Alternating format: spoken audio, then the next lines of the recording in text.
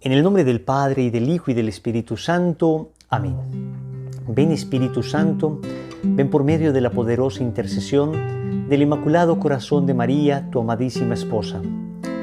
Ven Espíritu Santo, ven por medio de la poderosa intercesión del Inmaculado Corazón de María, tu amadísima esposa. Ven Espíritu Santo, ven por medio de la poderosa intercesión del Inmaculado Corazón de María, tu amadísima esposa. Llena este lugar con tu santa unción y quema con tu fuego nuestras vidas. Llena este lugar con tu santa unción y quema con tu fuego nuestras vidas. Espíritu Santo, te necesitamos. Espíritu Santo, queremos más de ti. Espíritu Santo, te necesitamos. Espíritu Santo, queremos más de ti. El Espíritu Creador nuestras almas visita y tu gracia infinita infunde al corazón. Tú eres el abogado, donde Dios viva fuente, fuego y amor ardiente y espiritual unción. Fuente de 7 dones, mano de Dios abierta, del Padre rica oferta, hálito inspirador. Infúndenos tu lumbre y con tu viva llama, el corazón inflama, dale fuerza y vigor. Aleja al enemigo, danos paz y victoria, guíanos a la gloria, divino defensor. Obténnos conocerte, Espíritu Divino, vivir en ti Dios Trino y disfrutar de tu amor. Amén. Espíritu Santo, te necesitamos. Espíritu Santo, queremos más de ti.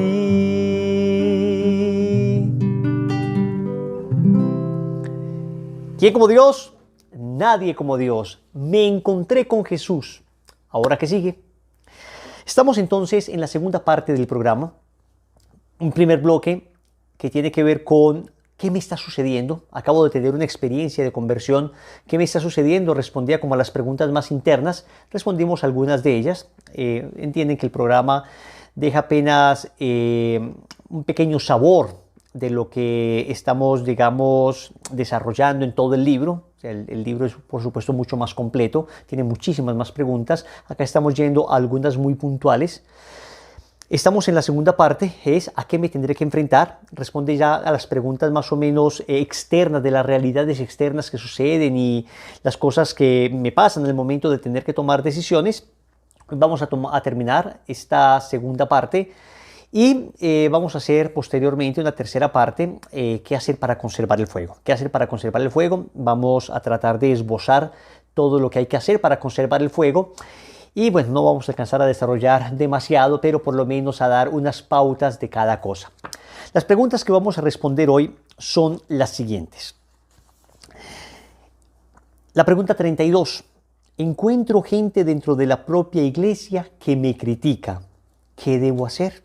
Oiga, esperaría uno que los que lo critiquen sean de afuera, pero encuentro gente dentro de la propia iglesia que me critica. ¿Qué debo hacer? La pregunta 34. Algunos se burlan de mí porque quiero seguir al Señor. Acá sí nos referimos un poco a las personas que me rodean, se burlan de mí. Entonces, ¿qué debo hacer ante eso? Y la pregunta 36. ¿Por qué me siguen pasando cosas malas si ya estoy siguiendo al Señor? ¿Por qué me siguen pasando cosas malas si ya estoy siguiendo al Señor? Entonces son 3 preguntas que vamos a tratar de responder hoy de manera resumida. Entonces te pido que presten mucha atención, por favor. Vamos a empezar con la primera que dijimos. Encuentro gente dentro de la propia iglesia que me critica. ¿Qué debo hacer? Entonces, lo primero es tranquilo. Esto sucede desde el inicio del cristianismo. No te asustes. El Señor dijo que en el reino crecerían juntos el trigo y la cizaña. Mateo 13, del 24 al 30. Es decir, dentro de la iglesia vas a encontrar gente como el trigo que te animará, te acompañará, te tratará con misericordia y te invitarán a seguir adelante. Pero también encontrarás personas como la cizaña, que te criticarán, serán un obstáculo, te desmotivarán y harán lo posible para que no avances. Es una triste realidad, pero es así. Esto fue lo que ocurrió al ciego Bartimeo de Jericó. Marcos 10, del 46 al 52. Cuando escuchó que Jesús pasaba por allí, quiso acercarse a él. Quería ser sanado, escuchado, amado. Pero mira lo que sucedió. Abro comillas.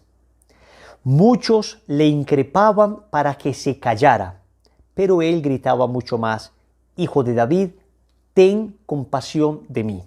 Ese es el versículo 48. Sí, muchos de los que estaban allí le regañaban, le pedían que se callara. Lo increíble es que los que hacían esto no eran ni fariseos, ni escribas, ni las personas que odiaban a Jesús. No, eran personas que también seguían a Jesús. Sin embargo, abro comillas, Jesús se detuvo y dijo: llamadle. Llamaron al ciego diciéndole: ánimo, levántate, te llama. Del versículo 49. Así es, otro grupo de los que estaban con Jesús le dieron ánimo, le levantaron, le llevaron donde Jesús y éste les sanó. Es la realidad que tenemos. Yo quiero que entiendas que la iglesia no es un hotel de santos, es un hospital de pecadores. Claro que hay santos maravillosos y hay gente muy buena, pero también hay gente muy herida. Y desafortunadamente muchas personas muy heridas también ocupan cargos dentro de los movimientos, dentro de las comunidades eclesiales, dentro de la jerarquía, en cualquier lugar donde haya, digamos, alguna persona revestida de alguna dignidad para dirigir. También se encuentran personas que desafortunadamente tienen heridas en su corazón y que muchas veces gobiernan con esas heridas, muchas veces dañan con esas heridas. Atentos, de pronto tú y yo somos de esas personas. De pronto tú y yo hemos sido de aquellos que en vez de estar animando y motivando a otras personas, estamos señalando, criticando, estamos desmotivando a la gente. Es la realidad. Lo que tú tienes que tener claro es que cuando tú decides seguir al Señor, decides seguir es al Señor. No a Wilson, no a Lazos, no a este padrecito, no a este líder de movimiento, al Señor. Porque es que Él sí no te va a fallar. Él sí no te va a fallar. Nosotros, el resto, somos frágiles. Hay una oración del consagrado que hacemos mucho, donde le decimos a la Virgen: veo todos los días caer por tierra los cedros del Líbano. ¿Quiénes son esos cedros del Líbano? Los cedros del Líbano son árboles muy robustos, muy grandes, muy altos. Entonces ver caer un árbol de eso es muy estrepitoso. Entonces hay como un símil entre un cedro del Líbano espiritualmente sería una persona que pues predica, aparece en medios, una persona con cierto liderazgo espiritual. Y de repente he visto caer por tierra los cedros del Líbano. Espiritualmente vemos caer por tierra cedros del Líbano, grandes evangelizadores que han caído, porque no seguimos a personas. Y esto no debería generar para nosotros como un desencanto de la vida espiritual. Yo le ruego a Dios que no me permita caer. Yo les pido a ustedes que oren por Wilson para que Wilson se mantenga fiel, para que Wilson persevere. Pero es que es susceptible Wilson a fallar también. Es susceptible Wilson a cometer errores también, a pecar también. Y Dios no lo quiera, Dios me proteja y de sus oraciones dependo y ruego por eso. Y claro, todos los cuidados necesarios los tomo y la vida de oración. Pero si es que Wilson llegara a caer, ¿perderías la fe? ¿Perderías la fe? No. Porque entonces si perderías la fe, Wilson hizo muy mal el trabajo. Porque Wilson los dejó anclados a Wilson. No los dejó anclados a Cristo. No hizo lo que Juan Bautista pedía, que yo disminuya para que Él crezca. Yo no digo que no nos cause dolor, que una persona de iglesia caiga. Claro que nos causa dolor. Claro que nos causaría un dolor estrepitoso que alguien a quien valoramos, a quien amamos, a quien admiramos llegue a caer. Pero es que no estamos siguiendo a esa persona. Estamos siguiendo es a Cristo. A Cristo. Esa persona nos debe enseñar es a Cristo. Y entonces, Cristo sí no va a fallar. Cristo sí no va a caer. Cristo sí no me va a defraudar. Jamás. Cristo jamás defrauda. Entonces, cuando te encuentres con esta realidad dentro de la iglesia, lo primero que tienes que tener muy claro es que tú sigues a Cristo, no sigues a nadie. O sea que, tranquilo, hay una primera actitud entonces que se debe asumir y es la actitud que entenderás con esta historia. Hay una historia que ilustra bastante bien esta realidad. Cuentan que dos ranitas cayeron en un pozo profundo en medio del bosque y comenzaron a saltar intentando salir. Las otras ranas se dieron cuenta que el pozo era demasiado profundo para que salieran solas de allí. Entonces les empezaron a gritar que no había nada que hacer, que era inevitable el morir. Una de las ranas del pozo dejó de intentarlo y rápidamente murió. La otra, sin embargo, siguió luchando por salir a pesar de que desde afuera insistían que era imposible. Finalmente, esta ranita dio un salto tremendo y salió. Cuando las otras se acercaron a preguntarle cómo lo había logrado, quedaron sorprendidas con lo que encontraron. Esta rana que salió era sorda. En efecto, no escuchaba ninguna de las frases desalentadoras que le decían, por eso lo intentó hasta que lo logró. Esto es lo que debes hacer tú ante las críticas sin fundamento que gente dentro de la iglesia te hace. Hazte el sordo. No te detengas mucho en eso, no prestes mucha atención. Cuando estas personas noten que estás bien decidido a hacer lo que estás haciendo, terminarán claudicando en sus críticas y empezarán a desaparecer de tu entorno. Atento, me refiero a críticas sin fundamento, a chismes, a personas que tienen saña en su corazón, que tienen el corazón dañado, que quieren hacer daño con sus críticas, quieren hacer daño con sus intervenciones, llenos de envidia, de celos, te quieren dañar. Ante eso, hazte el sordo, no te desgastes mucho en eso. Son personas a las que nada les servirá. Podrás argumentar, podrás explicar, podrás demostrar que todas sus críticas no tienen fundamento. Nada les sirve, nada, porque ellos no quieren encontrar la verdad, ellos quieren dañarte, ellos quieren dañar tu apostolado, ellos quieren dañar tu misión. Y eso es una realidad y la vas a encontrar. Y la hemos encontrado, mis hermanos. La hemos encontrado a nivel personal en la evangelización, la hemos encontrado como movimiento, la han encontrado otros movimientos. Hay gente que critica por el solo gusto de criticar. Hay gente que te escribe a redes sociales insultándote. Entonces, gente de iglesia, insultándote. Entonces, no te preocupes por eso. No pierdas la paz, no pierdas la paz. No te estoy diciendo que no haya críticas constructivas que debemos asumir con humildad. Cuando estas vengan, serán bienvenidas y en espíritu de reflexión se analizará en cada caso el fundamento de la crítica para proceder a hacer las reformas de vida necesarias. Pero es que hay críticas cuyo único objetivo serán desanimarte. A este tipo de críticas no hay que prestar mucho oído. Discierne entonces. Cuidado, tampoco se puede asumir un espíritu de victimización permanente. O sea, como toda crítica que me hagan es porque el Satanás está utilizando a estas personas para dañar mi apostolado. No. Mantén un espíritu en general de humildad. Un espíritu de, voy a escuchar, aún en unas críticas que parezcan del todo descabelladas, escuchemos a ver qué puede haber en eso. Con humildad, revisas en tu corazón, preguntas a personas cercanas, de buen juicio, de buen criterio, a tu director espiritual, al sacerdote de tu movimiento, a personas de experiencia. Oiga, están haciendo esa crítica, ¿les parece que es justa, que es equilibrada? Y una vez lo disciernas, entonces las críticas que son, repito, con intención de dañar, pues no te dejes dañar el corazón. No dejes que te autocensuren. Es decir, hay críticas que lo único que pretenden es que te autocensures, O sea, que finalmente tú te quedes callado, te amilanes, pierdas ardor apostólico y más bien te hagas a un lado. No. Hay otras críticas que son constructivas, que te dicen, oye, mira, esto es mejor hacerlo así, te recomendamos esto. Esas críticas constructivas normalmente se identifican porque están llenas de caridad. Están acompañadas de un ambiente sólido de caridad. Sus expresiones, las expresiones con las que expresan esas críticas son expresiones dulces, expresiones afables, expresiones de un hermano que te quiere ayudar. Las otras, en cambio, están llenas de veneno, tienen olor a Satanás, olor a azufre. Las otras tienen olor a Cristo.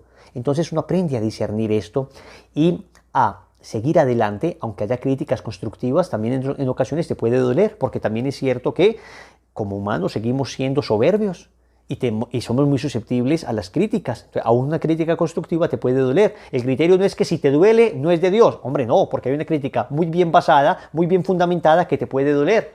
Entonces ahí, mucha humildad, preguntar, consultar, reconocer el error y seguir adelante. Es que acá no evangelizamos porque seamos perfectos, evangelizamos porque amamos a Cristo. Y si un hermano bueno quiere ayudarnos a evangelizar mejor, ¿por qué le vamos a decir que no? ¿Por qué nos vamos a llenar de rabia, de ira, de soberbia? ¿Es acaso mi proyecto? ¿Es acaso mi movimiento? ¿Es acaso mi evangelización? ¿Es acaso mi apostolado? ¿No has entendido que es el de Cristo? ¿No has entendido que es el de Cristo? Entonces, es importante, dice acá finalmente, sería un buen momento para analizar si alguno de nosotros hacemos parte de ese grupo de personas que desaniman a los demás, de esa cizaña que en vez de alentar a otros, ponen obstáculo a sus hermanos en el seguimiento de la evangelización, en el seguimiento del Señor. Cuidado, no sea que alguno de nosotros tenga la actitud de el hermano mayor que en la parábola del hijo pródigo manifestó descontento por el hijo que regresaba a casa. Entonces, primero, no te angusties, ya hemos dicho. Lo primero es, esto pasa, hay gente cizaña y hay gente trigo. Lo segundo es, si el comentario es un comentario sin ningún fundamento, sin ninguna caridad, no prestes mucha atención, no prestes mayor atención. Si el comentario es con mucho fundamento, con mucha caridad, pues escucha y cambia lo que tengas que cambiar. Y cuidado, no vamos a ser nosotros de esas personas que desalientan. Bien, siguiente pregunta. Algunos se burlan de mí porque quiero seguir al Señor. Algunos se burlan de mí porque quiero seguir al Señor. Esto sí que sucede, ¿eh? Empezaste a seguirle al Señor y todo el mundo te empieza a criticar. Antes estabas en las drogas, nadie te decía nada. Estabas en la lujuria, nadie te decía nada. Pegado de un videojuego todo el día, nadie te decía nada. Ahora gastas incluso menos tiempo del que gastabas pecando, yendo a tu parroquia, yendo a tu movimiento, yendo a la iglesia, viendo una película de santos, todo el mundo te critica. Alégrate, significa que vas por buen camino. Gracias a Dios, a nosotros solo nos toca soportar las burlas y hasta desprecios de algunos, mientras que a nuestros hermanos mártires cristianos de Oriente los asesinan por su fe. El Señor dijo que una de las señales que acompañarían al verdadero creyente serían las burlas y las persecuciones. Escucha lo que dice Mateo capítulo 5, versículo del 11 al 12. Felices ustedes cuando por causa mía los insulten, los persigan y levanten toda clase de calumnias. Alégrense y muéstrense contentos, porque será grande la recompensa que recibirán en el cielo.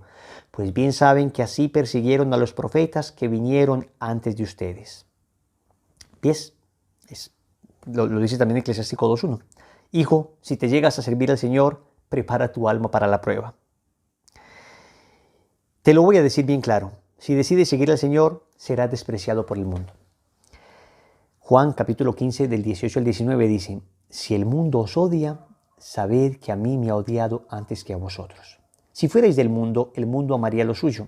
Pero como no sois del mundo, porque yo os elegí, yo al elegiros os he sacado del mundo, por eso os odia el mundo. ¿Cuál es la razón de este odio furibundo, irracional contra los cristianos? Lo que sucede es que cuando una persona está en tinieblas, cuando una persona está en la oscuridad absoluta, de repente tú prendes la luz del cuarto, esa luz pega muy duro a los ojos de esa persona que está en tinieblas. Siente inmediatamente en sus ojos un reflejo muy fuerte. Entonces, quien está habituado a las tinieblas no quiere ver la luz y por eso intentará desesperadamente de apagar esa luz. Cuando una persona es luz, entonces, aún haciendo todas las cosas perfectas, es criticado, es atacado. Y hay que decirlo con toda sinceridad, muchas veces el enemigo, el demonio, se aprovecha de esto para desalentar a las personas, para atacarlos.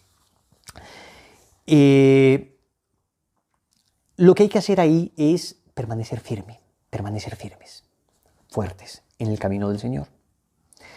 A un amigo mío le sucedió, trabajaba recogiendo las monedas de los teléfonos públicos de su ciudad para luego llevarlas a su empresa. Era habitual que los que ejercían este trabajo se quedaran con algunas monedas y falsearan los datos para entregar menos dinero a la empresa. Pero él había iniciado un proceso de conversión y por eso llevaba todas las monedas sin quedarse con una sola. Esto irritaba a sus compañeros de trabajo. Le empezaron a decir que se creía santo, que era muy fanático, que se creía muy bueno porque rezaba, que parecía una monja, etc. En realidad, él no les había dicho nada, no les había recriminado lo que hacían ni les estaba denunciando con su jefe, que por lo demás parecía estar enterado de la práctica fraudulenta y también se beneficiaba de esa corrupción. Pero mi amigo se mantuvo firme y poco a poco cesaron los ataques, hasta que se extinguieron. Su conciencia salió triunfante de esta situación. Definitivamente los mediocres se burlan de los que no logran imitar.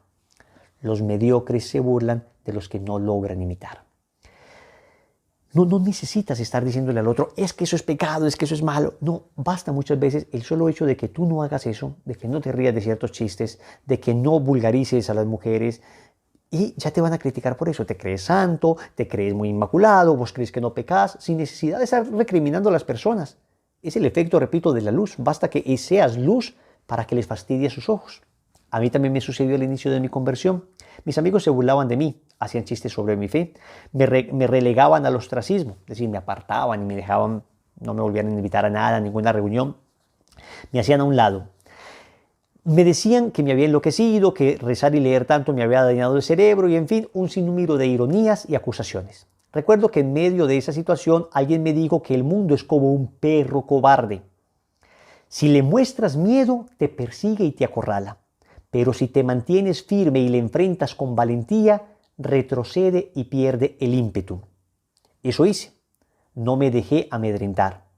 Al contrario, mientras más me atacaban, más feliz me mostraba de creer. Mientras más se burlaban de mí, más me veían yendo a la iglesia. Mientras más me criticaban, más abiertamente expresaba mi fe. ¿Qué sucedió? Lo del perro cobarde. Rápidamente sus burlas y críticas fueron disminuyendo. Al ver que no me afectaban, sino que me afirmaban más en mi fe, pronto los chistes y las burlas desaparecieron. Recuerdo que uno de mis amigos, que tanto se burló de mí, se me acercó en una ocasión apenado y me dijo, Wilson, tengo una situación complicada. ¿Podrías orar por mí? Le respondí, no. Él me miró extrañado y yo con una sonrisa proseguí. No voy a orar por ti, sino que vamos a orar juntos por esta situación. Y así sucedió. Varios amigos se me acercaron y oramos juntos, muchos de los cuales ahora también se encuentran en el camino del Señor. Ok, ya lo hemos dicho. Te van a atacar por el hecho de que seas luz. Pero atento, atento. Recuerda, acá hay que mantener un equilibrio para nunca sentirnos entonces siempre las víctimas, no victimizarnos siempre. Es importante ser coherentes y prudentes en las formas que adoptamos al momento de expresar nuestra fe, de orar, de hablar, de actuar.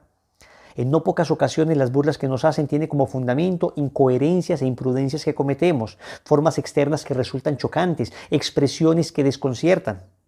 Recuerdo una jovencita de unos 16 años que me decía que cuando hablaba con la Virgen ponía voz de niña de 3 años. La verdad reconozco con vergüenza que no pude contener la risa cuando me mostró cómo lo hacía. Ella me decía, mira, yo le hablo a la Virgen así. Y empezó a hablar así. Entonces yo no fui capaz, solté la risa. Cada cual irá encontrando formas concretas de comunicarse con Dios y de vivir su fe. Pero por favor, si son tan extrañas como las de esta jovencita, procuren hacerlo en privado, sin que nadie les vea. Ya es suficiente con las burlas y ataques gratuitos que recibimos del mundo como para darles material del que sí se puedan prender para burlarse. Más bien te recomiendo vivir la fe de manera natural, sin sobreactuaciones.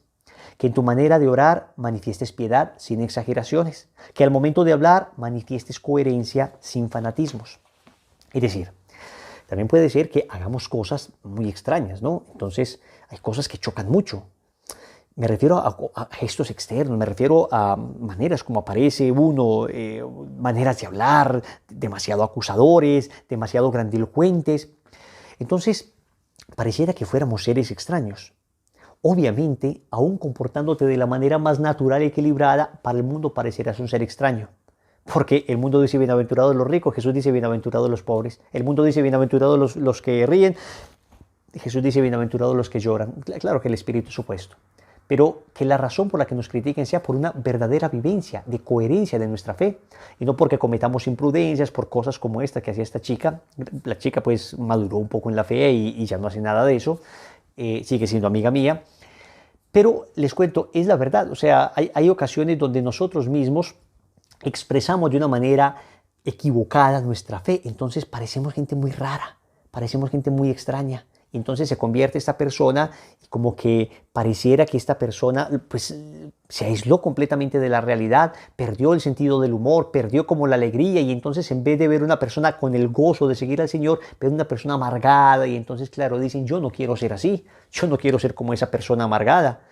No, tenemos que expresar la alegría sin pecar. Es que alegría no es igual a pecado. Expresa la alegría. Puedes tener amigos. Mira, yo tengo amigos en la universidad, tuve amigos en la universidad, en el trabajo. No todos son creyentes necesariamente, ¿eh? No todos son creyentes necesariamente. Ya dijimos en algún momento que hay personas que verdaderamente hacen daño.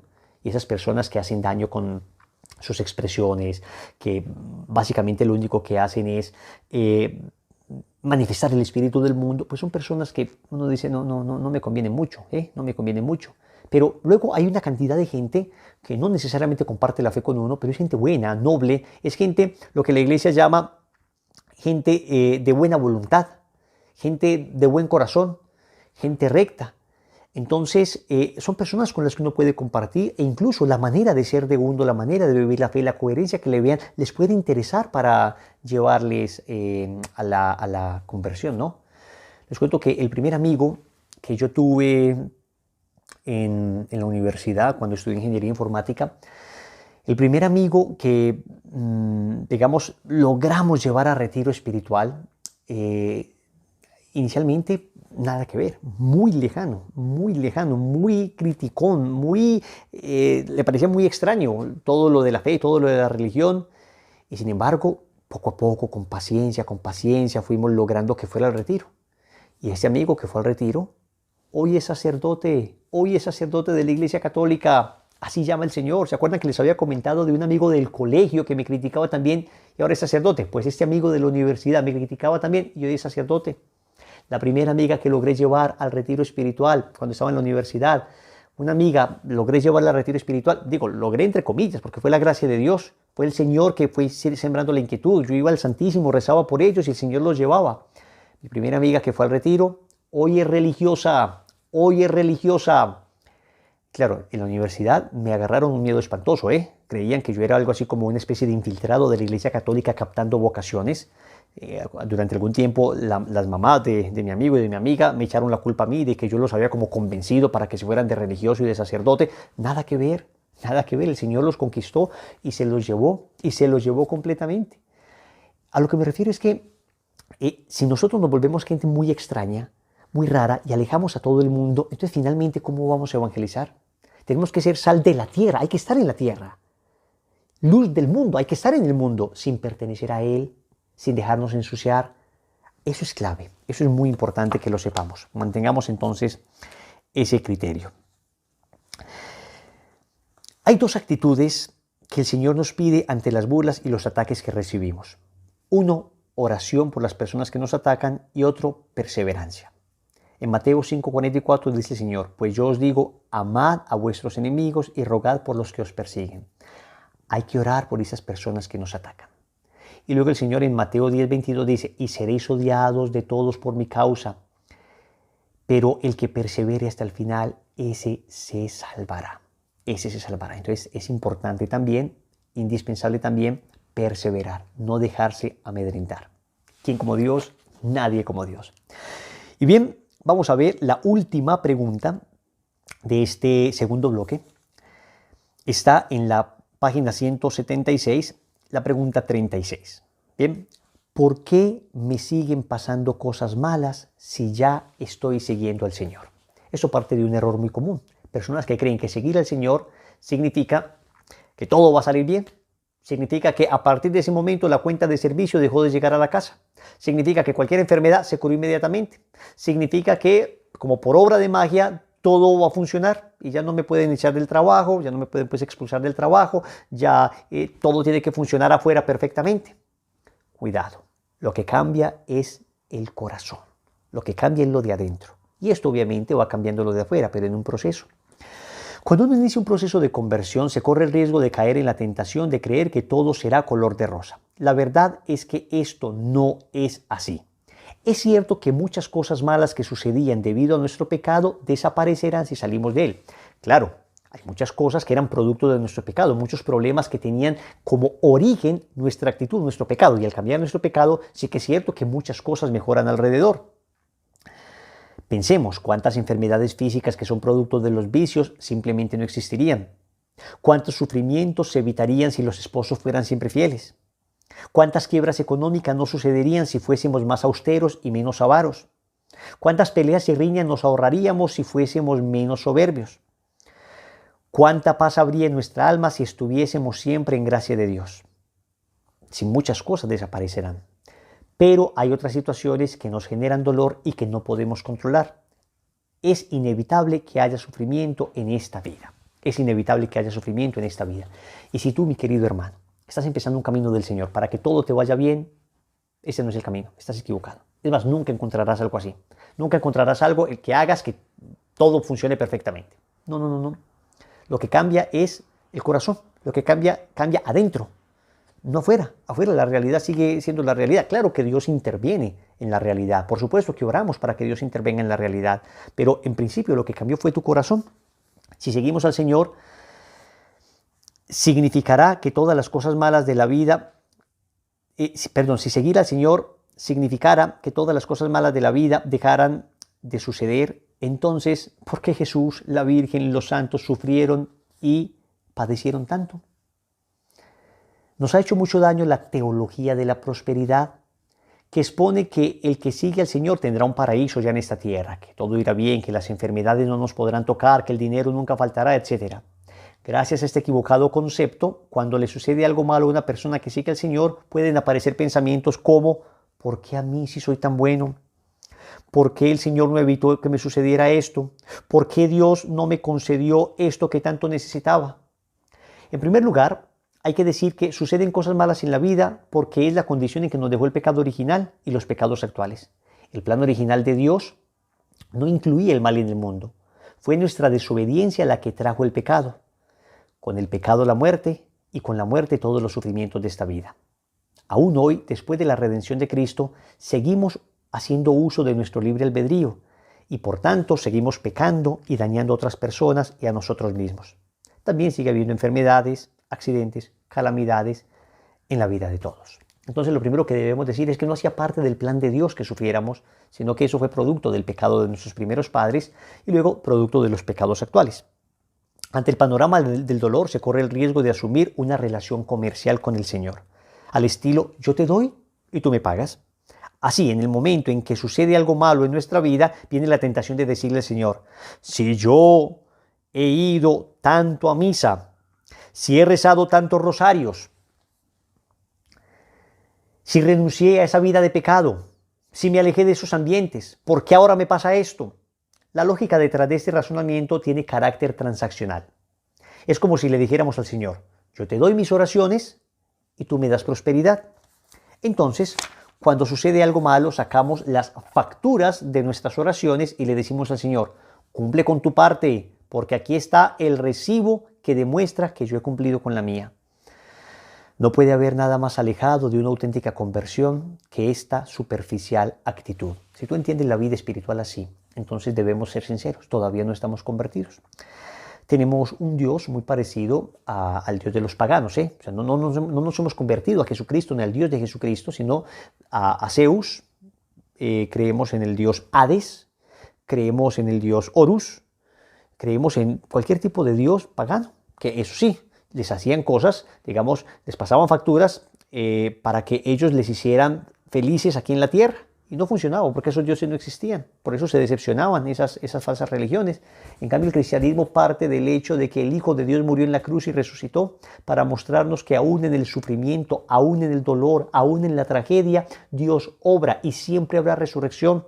Siempre Dios sacará de un mal un bien mayor. Siempre. Digámoslo con toda claridad, no seguimos al Señor para triunfar en esta vida, sino para poseer la vida eterna. Tenemos una mira sobrenatural, una mirada eterna. Dios no nos tiene que agradecer nada de lo que hacemos, ni tiene ninguna deuda con nosotros porque hemos intentado ser buenos, porque hemos hecho algunas oraciones o renuncias. Entendámoslo de una vez. No es Dios el que se beneficia de todo esto, sino nosotros mismos. Somos nosotros los que necesitamos a Dios, los que necesitamos orar, los que adquirimos libertad interior cuando renunciamos al pecado, los que heredamos el cielo si cumplimos su voluntad. Dios sin mí sigue siendo Dios, pero yo sin Dios soy nada. Dios sin mí sigue siendo Dios, pero yo sin Dios soy nada. No hacemos esto para que el Señor nos dé algo en esta tierra.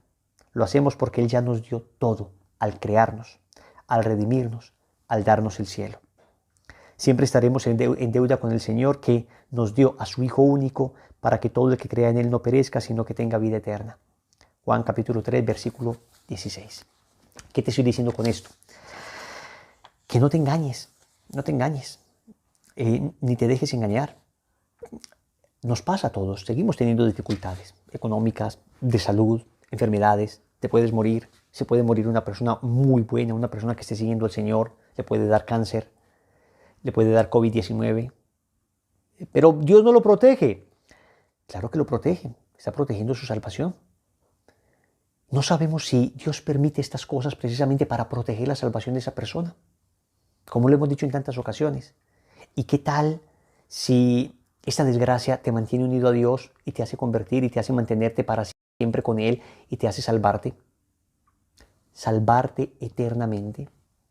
¿Y qué tal si al permitir esto Dios lo que hace es precisamente evitar que te alejes de Él? No ocasiona a Dios el mal, pero lo permite, y de un mal Dios siempre es capaz de sacar un bien mayor, un bien mayor. Esto es importante. Todo sucede para el bien de los que aman a Dios, Romanos 8:28. Cuando amas a Dios, todo sucede para el bien, todo. ¿Sabes qué es lo que sucede para mal? Lo que te aleje de Dios.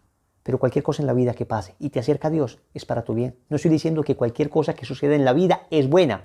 No. Hay cosas que son objetivamente malas. Una enfermedad es objetivamente mala. Una traición es objetivamente mala. Una quiebra económica es objetivamente mala. O sea, son circunstancias que objetivamente son malas y nadie las quisiera y nadie las pide. Pero Dios es capaz de sacar de esas cosas malas bienes mayores. El bien de una conversión, el bien de la humildad, el bien del crecimiento en virtud, el bien de recuperar una familia. ¿Cuántas personas, si no se quebraran económicamente, no recuperarían su hogar? No recuperarían su hogar. Solo Dios sabe por qué permite las cosas. Solo Dios sabe por qué permite las cosas, pero acá te quiero decir algunas cosas puntuales por las que Dios permite que nos sucedan muchos males. Primero, porque nos ayuda a reparar nuestros pecados. Segundo, porque nos ayudan a acercarnos a Dios. Tercero, porque nos desprenden de las cosas de la tierra y nos hacen mirar el cielo. Cuarto, porque nos enseña la humildad. Quinto, nos enseña la misericordia que Dios tiene con nosotros. Sexto, nos enseña a ejercer misericordia con los demás. Séptimo, fortalece nuestra voluntad. Octavo, purifica y prueba el verdadero amor. Noveno, nos asemejan a Jesús y a María las pruebas. En fin, así podríamos multiplicar una cantidad de bienes que se pueden sacar del dolor, del sufrimiento, de los acontecimientos de la vida. Pero déjame decirte, Dios nunca te abandona. Dios siempre está ahí. Y no hay mal que te pueda vencer. No hay mal que te pueda vencer si estás con Cristo. Vas a decirlo, todo lo puedo en aquel que me fortalece. Vas a decirlo, todo lo puedo en Cristo. No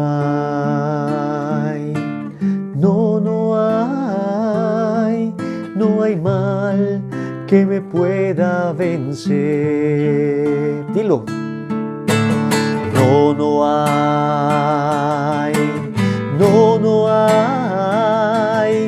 No hay mal que me pueda vencer, pues todo lo puedo en aquel que me fortalece, todo lo puedo en Jesucristo, pues todo lo puedo en aquel que me fortalece, todo lo puedo en Jesucristo. Escúchame, si estás con Cristo, si estás unido a Él, si estás unido a su cruz, si estás unido a su gracia, a través del sacramento de la comunión, a través del sacramento de la reconciliación, a través de la oración del Santo Rosario, a través de la mortificación, de la unión con su cruz, no hay nada que te pueda vencer.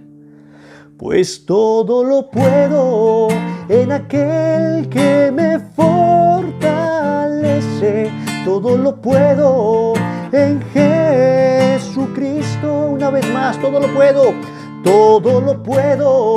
en aquel que me fortalece, todo lo puedo en Jesucristo. todo lo puedo en Cristo que me fortalece. Que la gracia de Dios sea contigo. Bendiciones.